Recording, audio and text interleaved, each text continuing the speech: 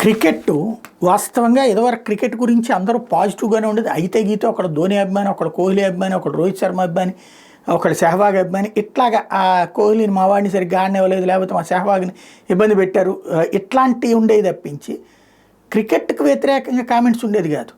ఇప్పుడు క్రికెట్కి వ్యతిరేకంగా కామెంట్స్ అంటే ఏమైపోతుందంటే భారతీయులు ఏ పాయింట్ మీద ఏకం కాకూడదు, ఏదో ఒక పాయింట్ మీద హిందుత్వం మీద ఏకం కాకూడదు. సరే, వాళ్ళకి అదృష్టవశాత్తు ఇతర మతాల పరంగా ఉన్నారు కాబట్టి దాంట్లో ఒక విభజన రేఖలు సృష్టించి ఒకళ్ళ మీద ఒకళ్ళు ఇక్కడ కొట్టుకుంటుండాలి. క్రికెట్లో అట్లా కుదరట్లేదు. ఫైనల్గా వచ్చేటప్పటికి క్రికెట్ అనేదే ఒక మతంలాగా మారిపోయింది.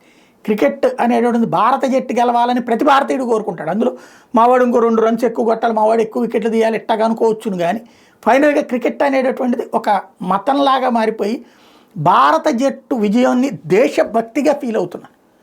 భారత జట్టును గెలిచినప్పుడు హైదరాబాదులో పెద్ద ఎత్తున ర్యాలీలు చేయమని ఎవడు పిలుపునిచ్చాడు? ఇదివరకే పాకిస్తాన్తోనూ అనేవాళ్ళు. పాకిస్తాన్తో ఆడినటువంటి సందర్భంలో గెలిచినప్పుడు ఇది బీజేపీ వాళ్ళు రెచ్చగొట్టడం అన్నది. అప్పుడైనా క్రికెట్ అభిమానులే. పాకిస్తాన్ అంటే ఒక కసి ప్రతి ఒక్కడికి నరనరానా ఉంది. ఎందుకంటే వాళ్ళు వ్యవహరించినటువంటిది దాంట్లో బీజేపీ చెప్తేనే ఆర్ఎస్ఎస్ చెప్తేనే చేయలేదు. అది వాళ్ళంతటా వాళ్ళలోనే వచ్చిన టెంపర్. ఇప్పుడు న్యూజిలాండ్ మీద గెలిచినటువంటి సందర్భంలో ఏ స్థాయిలో ఉంది? నిన్న ఆంధ్రాలోనూ చాలా చోట్ల ర్యాలీలాగా వెళ్ళారు. అట్లాగే హైదరాబాద్లో ట్యాంక్ బండి దగ్గర సెక్రటేరియట్ ఎదురుగుండానే పెద్ద ఎత్తున జనం వచ్చారు. ఇది ఈ దేశాన్ని మొక్కలు చేయాలనుకునేవాళ్ళు లేదా దేశ ప్రజలు ఐక్యం కాకూడదు అనుకునేవాళ్ళు ఎక్కువైపోయారు. ఇప్పుడు వీళ్ళందరూ ఇదో పిచ్చతనం కిందను చూపించే ప్రయత్నం ప్రారంభించారు.